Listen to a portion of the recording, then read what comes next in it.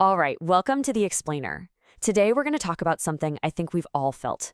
Those intense emotional reactions that seem to come out of absolutely nowhere and feel completely out of our control. Have you ever just completely exploded over something tiny? I mean, a minor comment just ruins your entire day, or some simple frustration leads to this massive outburst, and then you're left standing there thinking, what just happened? Well, guess what? It's probably not a character flaw. It's actually a feature of your brain. And today, we're going to explain this thing called the amygdala hijack. Understanding this is the key to getting a handle on it. So let's dive in. Okay, so what is going on in our brains in those moments? Well, psychologists have a really great name for it. It's called the amygdala hijack. This term was coined by the psychologist Daniel Goleman, and it's basically when your emotional brain, that's the amygdala, completely takes over. It hijacks your rational brain. The key thing to get here is that this is a lightning-fast reaction. It happens before you can even think. So how do you know you're in one? Well, you'll feel that sudden rush of intense emotion, anger, fear, you name it. And your body goes into alarm mode, right? Your heart starts racing, your muscles get all tense. And then there's the aftermath. That feeling of regret or embarrassment where you're just asking yourself, why did I do that? Okay, so to really get why this hijack happens, we need to peek under the hood and look at how our brain is wired to handle threats. It's pretty fascinating, actually.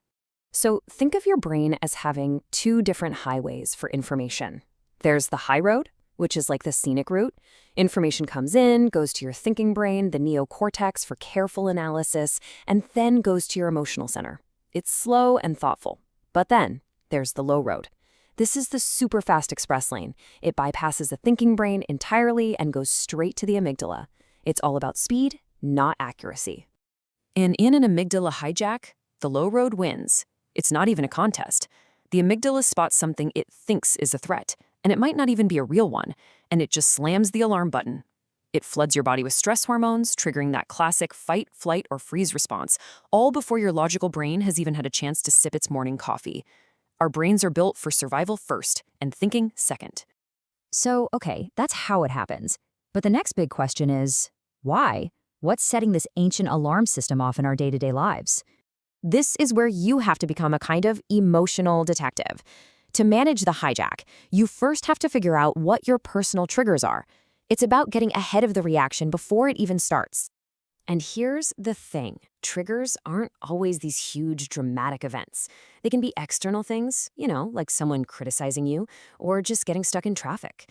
But they can also be internal, that negative voice in your head, a bad memory, or even just being really hungry or tired. Anything can be a trigger. All right, detective, ready to get to work? Let's give you a toolkit.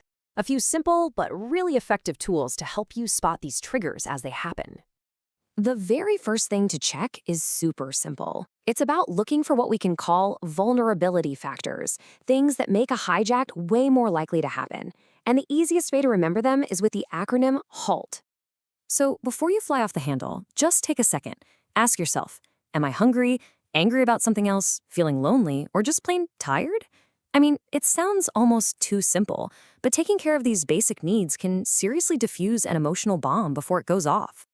Okay, for a slightly deeper dive, there's a tool from cognitive behavioral therapy called the ABC model, and this is a real game changer. It shows us that it's not the activating event that causes our emotional consequence. The real magic happens in the middle, at step B, your belief about the event. Okay, let's make this real. Imagine your boss sends you a message that just says, "Can we talk?" The message itself, that's the A activating event. It's neutral. But your immediate belief might be, oh no, I'm in huge trouble, I'm getting fired.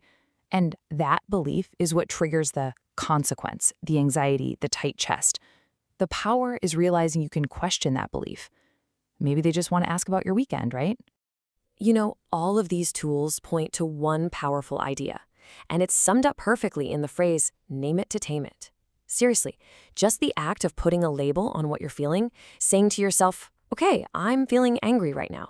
That actually helps activate your thinking brain and starts to calm the whole system down. So what does all this detective work get you? It gets you a pause. It creates this tiny little gap between the trigger and your automatic reaction. And right there, in that pause, that's where your power is.